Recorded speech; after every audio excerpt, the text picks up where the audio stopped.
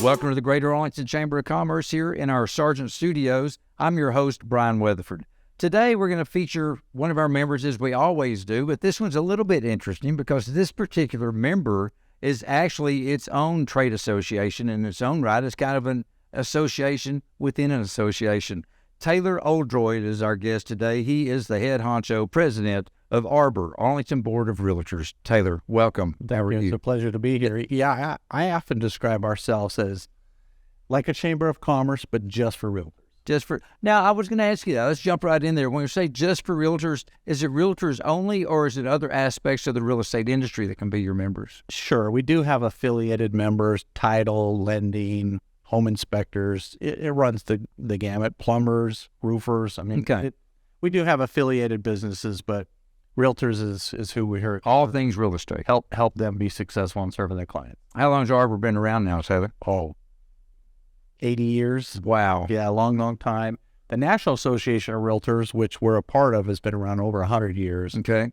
And unlike a chamber, when you join the Board of Realtors, you join the national, state, and local all at once. You don't have a choice. Okay. It's a three-legged stool, we call it. So right. We're all in it together and work very well with our state and national association. So it's a little bit of a twist compared to chamber. And even as it stretches out a little bit, we've heard ARBOR, Arlington Board of Realtors, but you expand a little bit outside of Arlington. Yeah, we have portions of Tarrant County and then Ellison Hill County. So we're down to Waxahachie and all places in between. And the great thing about the realtor organization, though, is we have a thing called Board of Choice. So you can actually, to be a realtor, you have to join an association, a board, but anyone.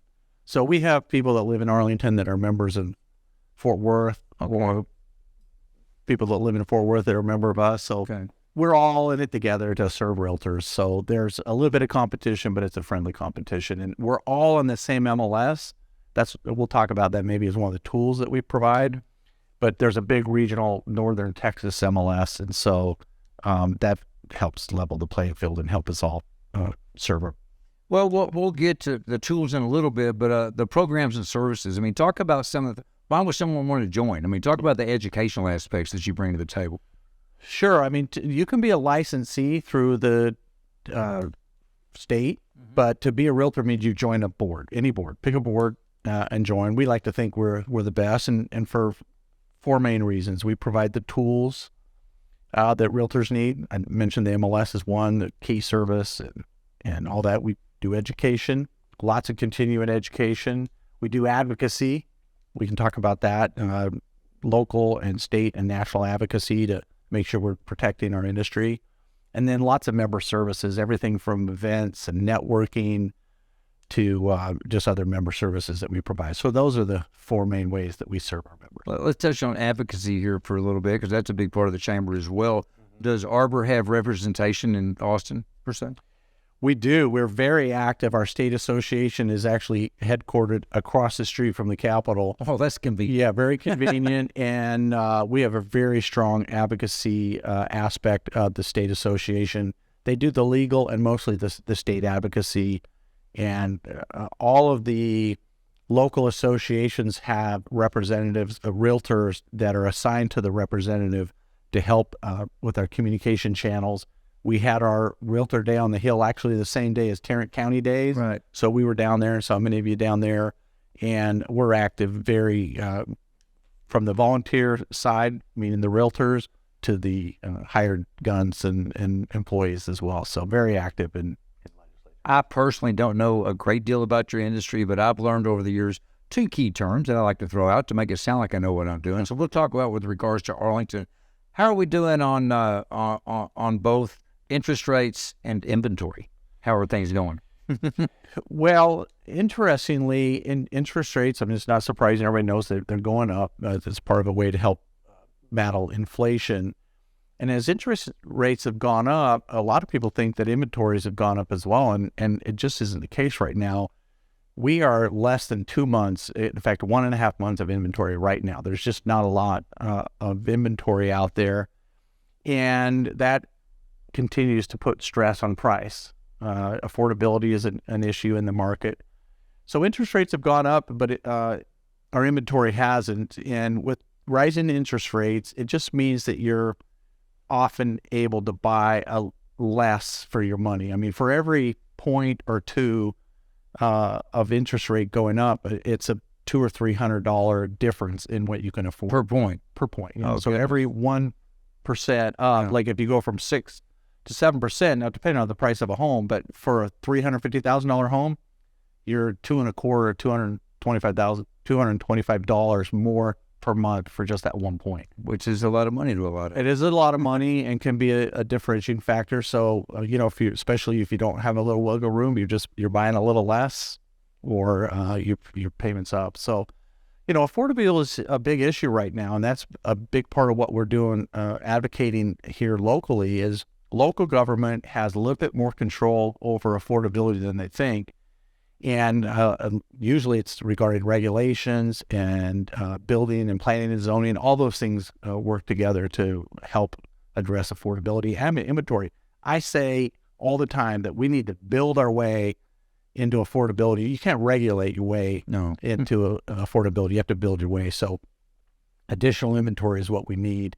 And we're mostly built out. You know, we don't have a lot of raw land. We're landlocked. So infill development's a big focus about what we're doing right now, and there's a lot of old housing stock that just needs a makeover or to be demolished and start over. I mean, that's just the age of our community. So infill development and looking at how we can add some what I call density and housing diversity.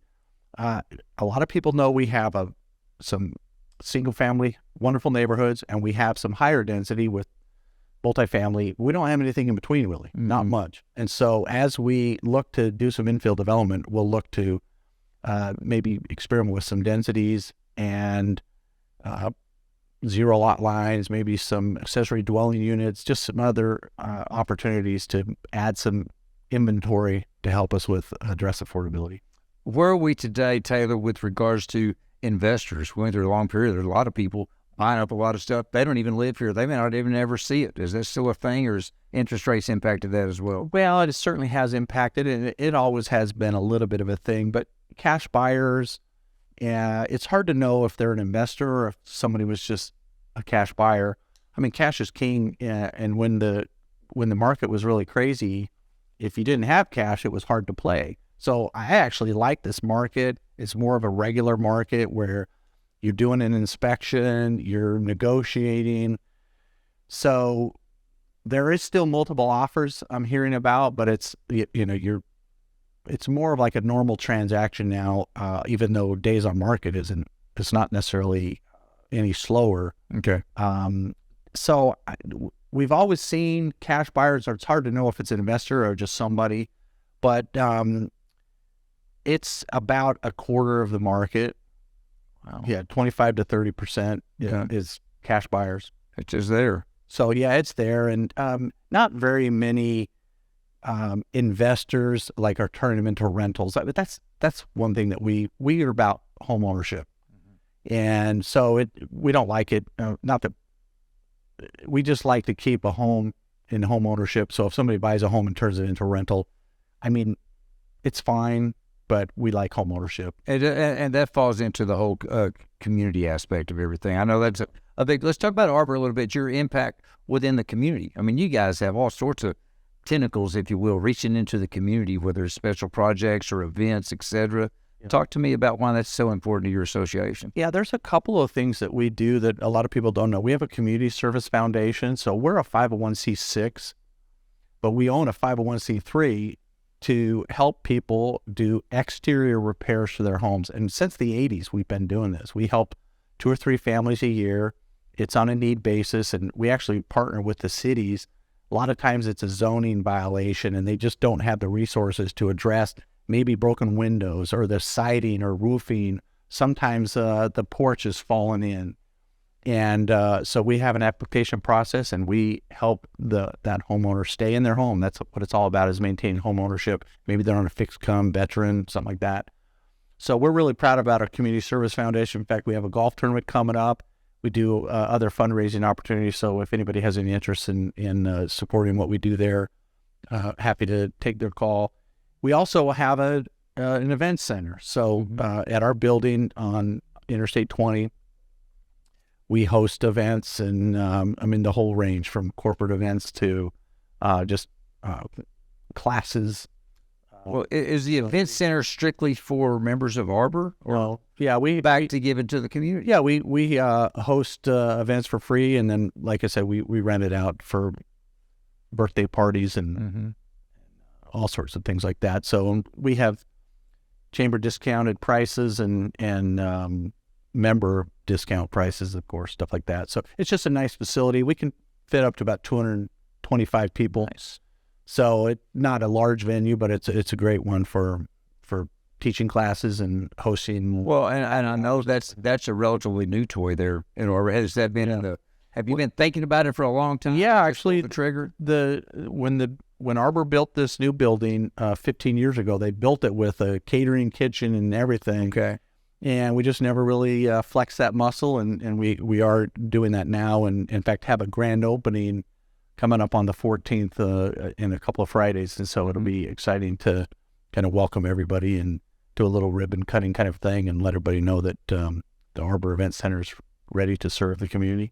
And it's a big part of what we do is, I tell elected officials and community leaders, if you want something done in your community, turn to a busy realtor. I mean, they're literally invested in the success of the community. True. Literally. True. And they're movers and shakers. They know a lot of people. They're not shy. They're happy to talk about how they love their community and the neighborhood, and they're just a great resource. So volunteerism,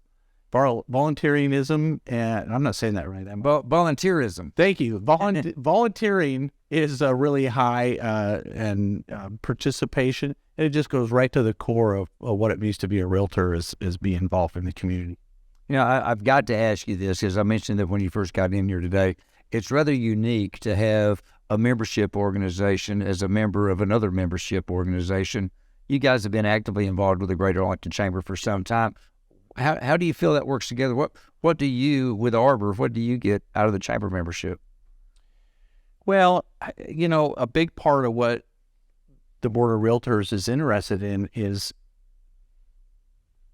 success. I mean, what is the together we succeed? Together we succeed, and that just goes right to the core of what we believe as well.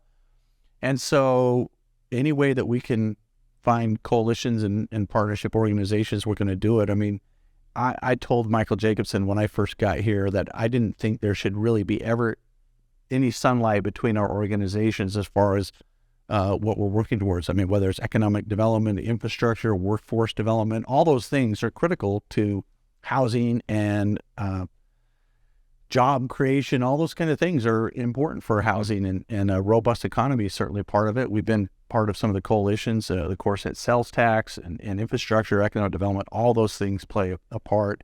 And, we're a little bit more narrowly focused just on real estate, but we're just very involved in that, and luckily have a great relationship with you all. And so I think it's important for us to participate. I mean, if you don't show up, you don't really have a voice. And so influence and helping champion good causes, you're going to find a realtor involved. Well, you're a longtime member of the chamber, and I totally get everything you're saying. I really think it was kind of a very nice coincidence that everybody was in Austin at the same time. Yeah. You want to talk about putting out a front together. That worked out very well. Yeah, it really did, and it's a big place, and there's a lot going on. But to show that unity and show us all there together, we had over 3,500 realtors from around the state show up, and we were wearing purple that day because the realtors talk about it's not a red problem or a blue problem that a purple solution can't find. So yeah, I mean, a lot of these issues, especially housing related and economic, they're not partisan issues. We just need to work together and find a solution, and realtors like to have a seat at the table and have a voice, and that's how we serve our members. Well, the vital aspect of the community, we take great pride in having members like you on board. You take great pride in having the realtors of members of yours, and again, together we succeed. All working together. Well, thanks for being with us today. I appreciate it. My pleasure. Always fun to see you, and always fun to work with you. Thank you much. Hey, folks, as always, thank you for being with us today, too. We appreciate you being here. And like Taylor and I just said, remember, together we succeed. Take care.